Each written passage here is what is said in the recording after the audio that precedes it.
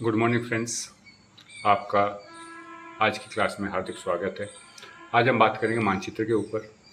मानचित्र भारत का राजनीतिक मानचित्र, आप जो सामने देख रहे हो ये भारत का कैसा मानचित्र है? राजनीतिक मानचित्र है। राजनीतिक मानचित्र से तात्पर्य है ऐसा मानचित्र जिसमें किसी देश के राज्यों की सीमाएं, यदि हम विश्व की बात करें तो विश्व के देशों की सीमाएं दिखाई जाती हैं, सीमाओं का वर्णन किया जाता है, सीमाएं प्रदर्शित की जाती है। ऐसे मानचित्र को हम राजनीतिक मानचित्र कहते हैं। जैसे कि आप सभी जानते हैं, भारत में 28 राज्य हैं, 8 केंद्र शासित प्रदेश हैं। तो इस मानचित्र के माध्यम से हम ये भी लेंगे कि कहाँ पर कौन सा मानचित्र है। सबसे पहले मानचित्र में ध्यान करते हैं दिशाएं। तो ये आपको जो दिखाया जा रहा है ये दिशाएं हैं। तो ये दिशाएं आपको दिखा रही है कि भारत मानचित्र में ऊपर की तरफ उत्तर होता है और नीचे की तरफ दक्षिण होता है। आपके दाहिने साइड में पूर्व होता है, पश्चिम साइड में पश्चिम होता है। तो जैसे ये मानचित्र है तो भारत के मानचित्र में सबसे उत्तर में कौन सा राज्य है? तो सबसे उत्तर में अभी लद्दाख राज्य स्थित है। कौन सा राज्य है? लद्दाख राज्य स्थित है। भारत के सबसे पूर्व में कौन सा राज्य है? तो सबसे पूर्व में भारत के अरुणाचल प्रदेश है। यह अरुणाचल प्रदेश की सीमा आती है। यह अरुणाचल प्रदेश भारत के सबसे पूर्व में स्थित है। भारत के पश्चिम में कौन सा राज्य है? तो भारत के पश्चिम में जो सीमाएं हैं यह गुजरात है। भारत के पश्चिम में गुजरात राज्य की सीमाएं आती हैं।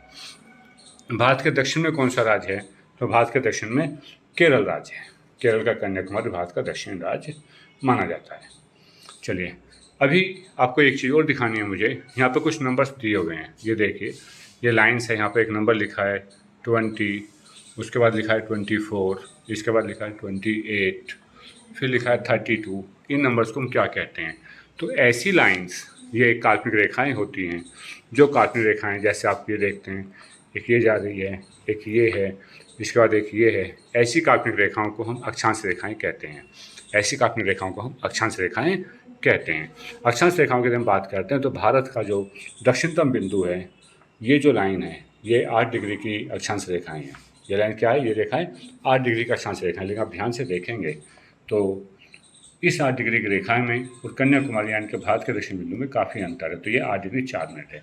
तो भारत का यदि अक्षांशीय विस्तार पूछा जाता है तो 8 डिग्री 4 मिनट से, और ऊपर का जो होता है 37 डिग्री 25 मिनट। कितना होता है? 37 डिग्री 25 मिनट ऊपर का होता है। अच्छा, और भारत के यदि हम जो दूसरी रेखाएं, ये खड़ी रेखाएं हैं जिन्हें हम खड़ी रेखाएं कहते हैं। ये खड़ी रेखाएं हैं, इन्हें देशांतर कहते हैं। एक ये है, इनके नंबर पश्चिम से पूर्व की ओर 72, उसके बाद 76, उसके बाद 80, 80 के बाद 84। तो ये मानचित्र के हिसाब से हमने 4-4 का गैप लिया हुआ है, लेकिन ये 1-1 डिग्री का गैप होता है। भारत का जो पश्चिमी सीमा है वह गुजरात में होता है। ये देखिए, यहाँ पर भारत की जो पश्चिमी सीमा होती है वह गुजरात की होती है। ये नंबर होता है 68 डिग्री 7 मिनट। और भारत का जो पूर्वी बिंदु होता है ये होता है 97 डिग्री 25 मिनट। ये 97 की लाइन आ रखी है, तो 97 डिग्री 25 मिनट भारत का पूर्वी छोर होता है। चलिए, बात करते हैं भारत के राज्यों की। बात करते हैं भारत के राज्यों की। सबसे पहले देखिए, भारत का जो पश्चिमी सीमाएं हैं, ये भारत की पश्चिमी सीमाएं हैं। उत्तर पश्चिम सीमाएं कौन सी सीमाएं होगी? उत्तर पश्चिम सीमाएं। तो उत्तर पश्चिम में कौन कौन से देश स्थित है? तो पाकिस्तान स्थित है। पाकिस्तान के ऊपर अफगानिस्तान। ये अफगानिस्तान का छोटा सा शेयर हमारा यहाँ पे शो करता है, पाकिस्तान और अफगानिस्तान। उसके बाद आते हैं भारत के उत्तर में। उत्तर में चीन, चीन के बाद तिब्बत, नेपाल, भूटान, ये हमारे उत्तर में आते हैं। भारत के पूर्वोत्तर राज्य में आपके सबसे पहले बांग्लादेश और दूसरा म्यांमार। बात करते हैं भारत के दक्षिण की। तो भारत के दक्षिण में श्रीलंका स्थित है। और यदि द्वीपों में कहेंगे तो मालदीव, द्वीपों में कहेंगे तो मालदीव भी भारत के दक्षिण में स्थित है। चलिए, राज्य देखते हैं। तो राज्य, भारत के सबसे उत्तर राज्य लद्दाख, लद्दाख नीचे हिमाचल प्रदेश, उत्तराखंड, उत्तर प्रदेश, बिहार, बिहार के बाद बिहार के नीचे झारखंड, झारखंड के नीचे उड़ीसा, उड़ीसा के बाद तीनों राज्यों की सीमाओं को शेयर करता है पश्चिम बंगाल। पश्चिम बंगाल का ठीक उत्तर में है आपका सिक्किम। सिक्किम से मिलते हैं हम, ठीक पूर्व में जाते हैं। यदि हम भारत के पूर्वी राज्य की बात करते हैं तो अरुणाचल प्रदेश, और अरुणाचल प्रदेश के ठीक से आसाम। आसाम टी की शेप बनाता है। ये देखिए, ऐसे आपको ऊपर की तरफ और ऐसे नीचे ये टी बन जाता है। इस टी के पूर्व में नागालैंड, और नागालैंड के नीचे मणिपुर, मणिपुर के नीचे मिजोरम, मिजोरम के पश्चिम में त्रिपुरा, और टी के पश्चिम में मेघालय।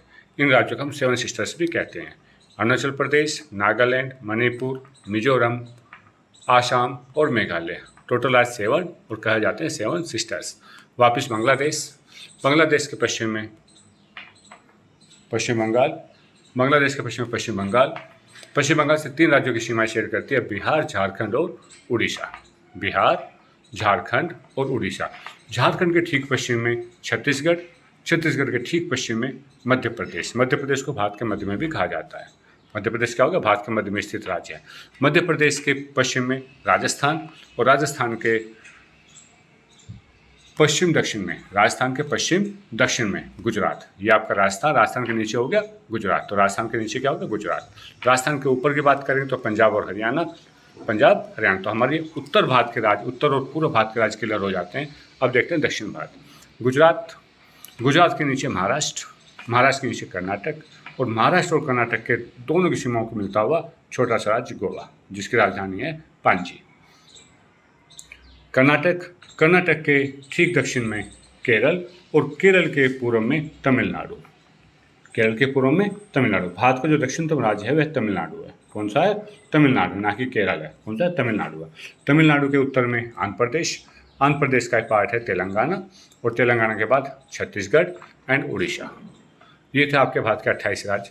अब बात करते हैं भारत के द्वीप समूह की। तो भारत के पश्चिम में अरब सागर स्थित है। ये आपका भारत, भारत का पश्चिम में अरब सागर, और भारत के पूर्व में बंगाल की खाड़ी स्थित है।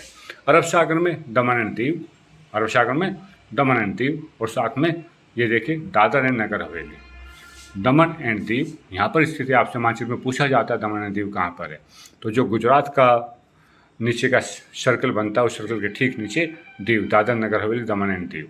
और ये दमन दीव की राजधानी दमन। क्या हो गई? दमन। ये आपका लक्षद्वीप सागर है, भारत के पश्चिमी सीमा से लगता हुआ लक्षद्वीप सागर, और ये हो गया कावरत्ती यानी कि लक्षद्वीप। भारत का ही द्वीप है लक्षद्वीप। कहाँ पर स्थित है? अरब सागर में स्थित है। कहाँ पर स्थित है? अरब सागर में स्थित है। बंगाल की खाड़ी में भारत का अंडमान एंड निकोबार स्थित है। ये आपका अंडमान निकोबार द्वीप समूह। कौन सा हो गया? अंडमान निकोबार द्वीप समूह। यहाँ पर एक मानचित्र दिया हुआ आपका राज्य प्राकृतिक मानचित्र। प्राकृतिक मानचित्र वह मानचित्र होता है जहाँ पर हमें नदियाँ, पहाड़, मृदा, छोटे पहाड़, पर्वत, पठार, इनके हम कैलकुलेशन करते हैं, तो उन्हें हम प्राकृतिक मानचित्र कहते हैं। एक बार देख लीजिए प्राकृतिक मानचित्र। भारत के उत्तर में चीन, और ये आपका जो ब्राउन कलर से दिखाएगा ये हिमालय पर्वत श्रृंखला है। कौन सी? हिमालय पर्वत श्रृंखला है। चलिए, और जो यहाँ पे ब्लू कलर से दिखाई हुई ये आपकी नदियाँ हैं, अलग अलग तरह की नदियाँ ब्लू कलर से दिखाई देती है। जो भारत की 5 नदियाँ हैं जिसके नाम पे पंजाब बना हुआ है, झेलम, चिनाब, रावी, सतलुज और व्यास। तो 5 नदियाँ मिलाकर के बनाती है सिंधु नदी, जो भारत के दक्षिण से, भारत के उत्तर से निकल करके पंजाब होते हुए, पाकिस्तान होते हुए पंजाब में चली जाती है। और कहाँ पे गिर जाती है? अरब की खाड़ी में गिर जाती है, अरब सागर में गिर जाती है। चलिए दोस्तों, उम्मीद है कि आपको ये समझ में आया होगा।